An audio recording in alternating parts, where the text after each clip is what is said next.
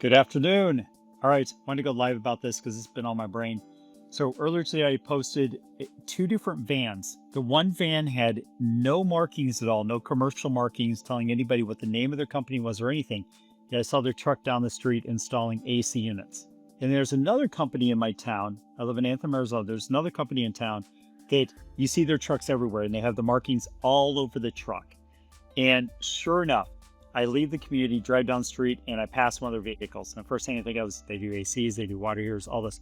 It's all advertised on their vehicle. So anyway, I posted about it, questioning, well, what are you doing to get attention? A lot of people complain about that they're not getting enough sales or they're not getting enough exposure for their clients or whatever. Yet you find out that they're not doing any of the correct activities to get attention. Also, last night, we had a property of mine that went under contract.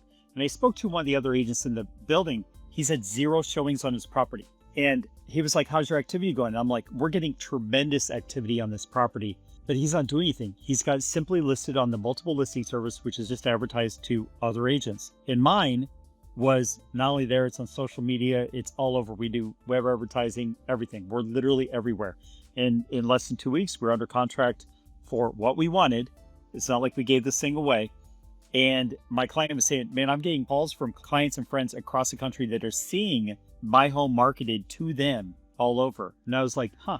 So these 2 events that happened, I was like, okay, so what are you doing to get attention?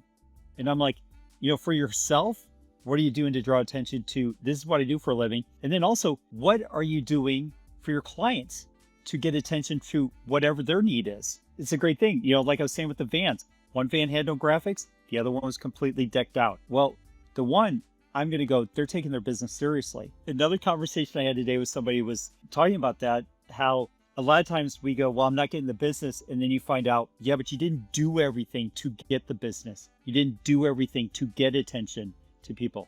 That's what I do. I do splash program marketing. That's what I do for my clients. It's all about being aggressive, obnoxious, attention grabbing for the client. That's what I do. My next thing is, I'm going to be wrapping my truck. I'm going to have images of me splashing into pools all over the thing. Why wouldn't I have a rolling billboard for myself? And I look at all my online stuff.